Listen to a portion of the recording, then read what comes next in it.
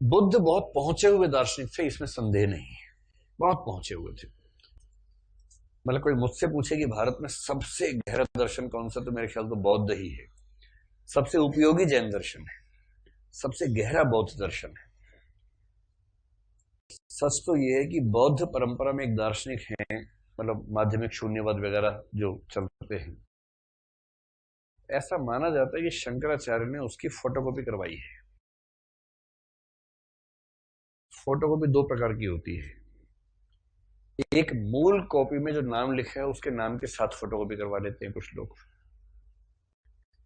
कुछ क्या करते हैं, उसके नाम के ऊपर नाम की पर्ची चिपकाते हैं, फिर फोटोकॉपी करवा लेते हैं।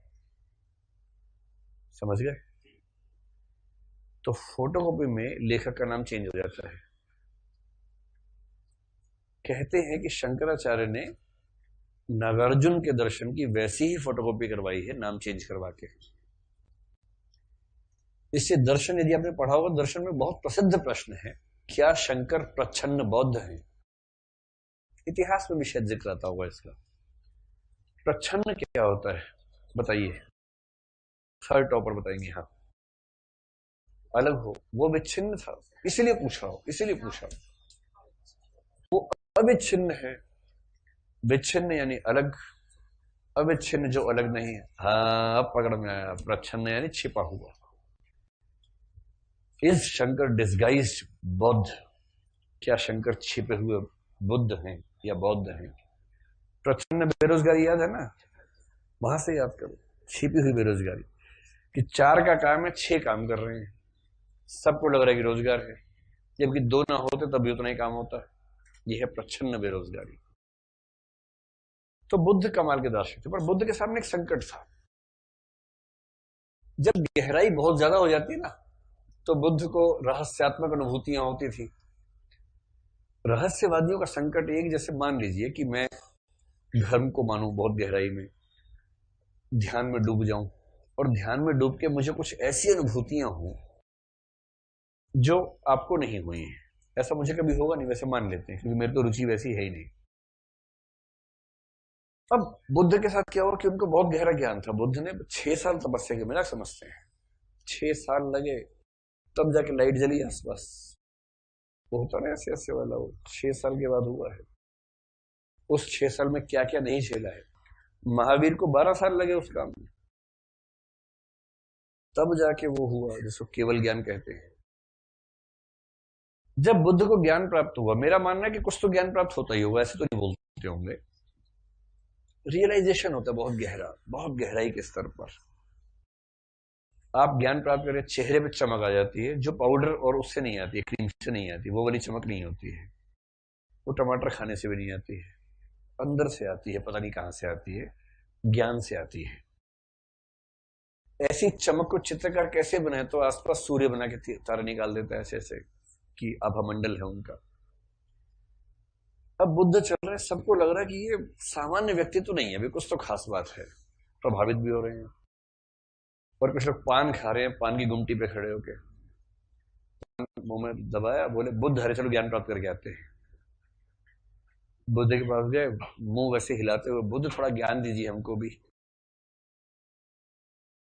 अब बुद्ध सोच रहे हैं कि जो ये लेने आया है उसका पात्र तो है नहीं है, इसे कैसे मैं समझाऊं कुछ।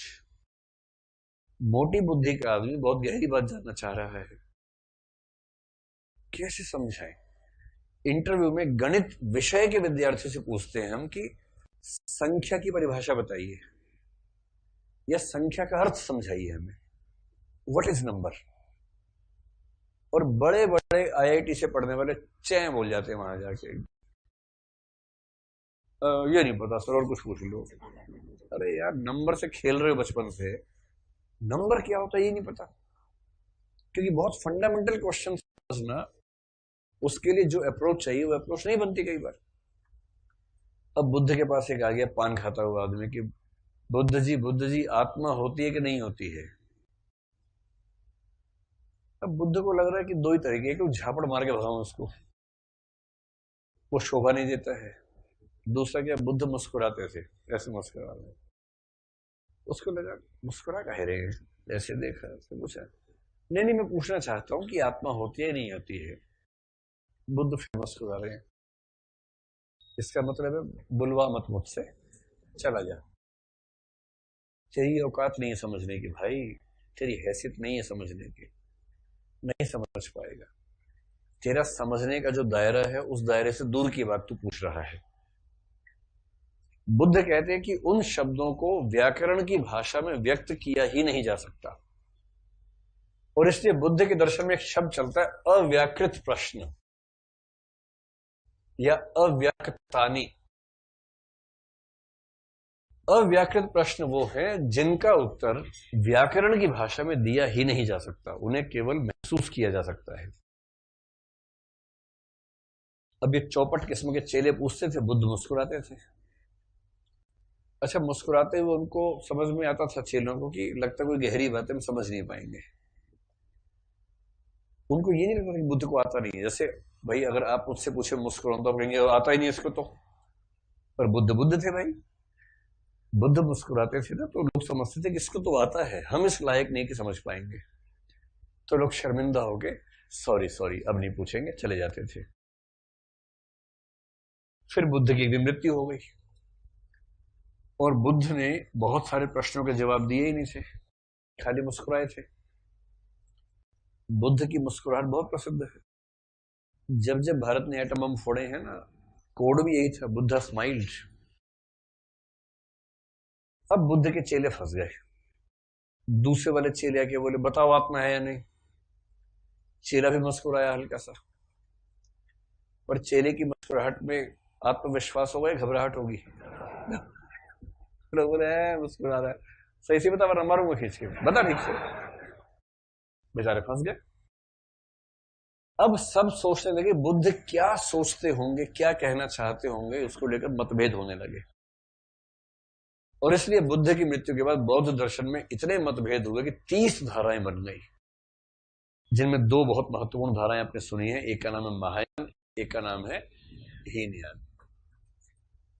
महायान और हीनयान ये दो धाराएं बनी। इन्हीं में से एक धारा से निकलेगा सिद्ध संप्रदाय। देखिए, महायान महान नहीं है। महायान का मतलब है बड़ी गाड़ी, यान मतलब गाड़ी, वाहन, महा मतलब बड़ी, बस, ट्रक, रेलगाड़ी समझ लीजिए। और हीनयान का मतलब है छोटी गाड़ी, छोटा वाहन, बाइक समझ लीजिए, ऑटो समझ लीजिए। अभी बताइए कि भीड़ और झुंड को मैनेज करने के लिए कैसी गाड़ी चाहिए? बड़ी गाड़ी चाहिए। और जहां इक्का दुक्का लोग हैं वहां कौन सी चाहिए? छोटी गाड़ी चाहिए। और भीड़ कहां जाएगी? हनी सिंह के कंसर्ट में जाएगी, कुमार गंधर्व वाले में जाएगी? इधर हनी सिंह बोल रहे हैं, यहाँ कुमार गंधर्व बोल रहे हैं, कहां जाएगी भीड़? हनी सिंह में जाएगी। हनी सिंह समझ में आता है, आसान है। कुमार गंधर्व वाले में कुमार गंधर्व गा रहे हैं, 2-3 कुमार बैठे हुए हैं तो सीख रहे हैं, बाकी हॉल खाली है। क्योंकि गहरे और कठिन रास्ते पे जाना कोई चाहता नहीं है। इससे ध्यान रखना है, हीनयान का दूसरा नाम है कठिन यान, क्योंकि ये कठिन रास्ता है। महायान का दूसरा नाम है सहज यान, क्योंकि ये आसान रास्ता है। आसान रास्ते पर भीड़ जाती है, झुंड जाता है। कठिन रास्ते पर कोई नहीं जाता है, इक्का दुक्का आदमी अकेला जाके, क्योंकि उसको गहरा ज्ञान प्राप्त करना है। इससे डबल धमाल में टिकट नहीं मिलती है और लंच बॉक्स में पूरा सीट खाली रहता है। आप पूछेंगे कितने बजे का शो है, वो पूछते हैं आप कितने बजे फ्री हैं। जब आप आएंगे तभी चला देंगे, कोई आता ही नहीं, आप आइए ना, कब आएंगे? क्योंकि कठिन ज्ञान है और वो सहज ज्ञान है। इसलिए कोई पूछे कि बुद्ध के नजदीक कौन है, तो बुद्ध के नजदीक हीनयान है। बुद्ध का असली दर्शन जो है वो हीनयान है, महायान नहीं है। असली दर्शन बुद्ध का ये था। आपने एक शब्द सुना होगा थेरवाद। थेरवाद का संबंध भी हीनयान के साथ है। जीएस में सवाल आएगा, 2 नंबर का ध्यान रखना, हिंदी साहित्य बहुत काम आता है जीएस में। तो थेरवाद यानी कि स्थविरवाद भी इसी से लिंक्ड है। ठीक, यहां तक बात समाप्त हुई। महायान जो है, महायान में मुख्य रूप से 2 शाखाएं हुई। उन दोनों शाखाओं का असर असाध्य वीणा कविता पर भी आपको दिखेगा। एक शाखा का नाम है माध्यमिक शून्यवाद। और एक शाखा का नाम है योगाचार विज्ञानवाद। ये वाली जानकारी असाध्य वीणा में काम आएगी, आज केवल हिंट कर रहा हूं, वहां विस्तार में देखेंगे। महायान की दो प्रमुख शाखाओं के नाम है माध्यमिक शून्यवाद और योगाचार विज्ञानवाद। याद रहेगा ठीक से। माध्यमिक शून्यवाद का प्रतिपादन करने वाले व्यक्ति का नाम है नागार्जुन या नागसेन। नागार्जुन ध्यान है, नागसेन ध्यान है। मिलिंद वाला संवाद जिसका हो था, मिलिंद पन्हो, मिलिंद को उन्होंने घुमा दिया था, दिमाग ऐसा ऐसा घुमाया मिलिंद का, सब छोड़ छाड़ के प्रभुराजा धारण कर ली उसने। और दो हाफ ब्रदर्स थे। आप सोचेंगे हाफ गर्लफ्रेंड तो होती है, हाफ ब्रदर क्या होता है भाई? ये हमारे जमाने में तो हाफ गर्लफ्रेंड होती है। असंग और वसुबंधु, हाफ ब्रदर्स का मतलब है कि दोनों के पिता समान थे, माताएं भिन्न भिन्न थी। तो एक ही पिता किंतु भिन्न भिन्न माताओं की संतान असंग और वसुबंधु, इन दो लोगों ने योगाचार विज्ञानवाद दिया। और ये तीनों के तीनों व्यक्ति नालंदा विश्वविद्यालय के आचार्य थे। तो ये बिहार जाए तो नालंदा जरूर देखिएगा, नालंदा देख के तबीयत हरी हो जाएगी। ये सब लोग वहीं रह के, ये प्रोफेसर थे वहां, प्रोफेसर नागार्जुन ऐसे। महायान थोड़ा सा आसान है। बुद्ध ने कहा ईश्वर के बारे में, लगभग कहा कि ईश्वर नहीं है, इन्होंने घुमा फिरा के ईश्वर को मान लिया। बुद्ध ने आत्मा खारिज किया, इन्होंने घुमा फिरा के आत्मा को ही मान लिया। बुद्ध ने जो खारिज किया, इन्होंने घुमा फिरा के वो सब मान लिया। बुद्ध कहते ईश्वर नहीं है, ये बोले अरे समझे नहीं बुद्ध का भाव, मैं हूं ईश्वर, सुनना मैं हूं। और इससे दुनिया का बड़ा दुर्भाग्य है कि जिस व्यक्ति ने ईश्वर का सबसे ज्यादा खंडन किया, उसकी मूर्तियां ब्रह्मांड में सबसे ज्यादा है, वो बुद्ध है। बुद्ध बेचारे मर चुके हैं। और महायान आसान होते होते होते होते, कहानियां महायान ये रहा, आसान होते होते होते होते एक परंपरा बनी वज्रयान। इनको बोलते हैं वाम मार्गी परंपरा। वाम मार्ग का मतलब सामान्य रूप से है जो भोग वाली परंपरा है, वज्रयान। और इस वज्रयान की परंपरा को जो लोग मानते थे उनको कहा गया सिद्ध। एक नंबर के लंपट किस्म के लोग, जो धर्म के नाम पे वो सब करना चाहते हैं जो धर्म में नहीं करना चाहिए। पंचमकार, और पंचमकार भी ऐसा वैसा नहीं है। मत्स्य, मछली चाहिए, मांस चाहिए, मुद्रा चाहिए, मदिरा चाहिए, और मैथुन चाहिए। मैथुन यानी सेक्स चाहिए।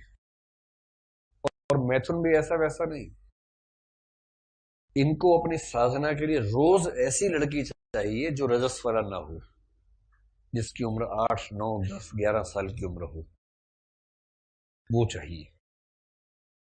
इतना लंपट किस्म का संप्रदाय है। इस संप्रदाय का नाम सिद्ध संप्रदाय है। और ये ऐसा नहीं कि इसमें खो जाएंगे, इनका मानना है कि इन सारे भोगों को इतना कर लो कि इनके प्रति विरक्ति पैदा हो जाए। देखिए, विरक्ति के दो ही रास्ते हैं। एक, उस रास्ते पे चलो ही मत। दूसरा, उस रास्ते को पार कर लो। इनका रास्ता कौन सा है? पार कर लो। ठीक है।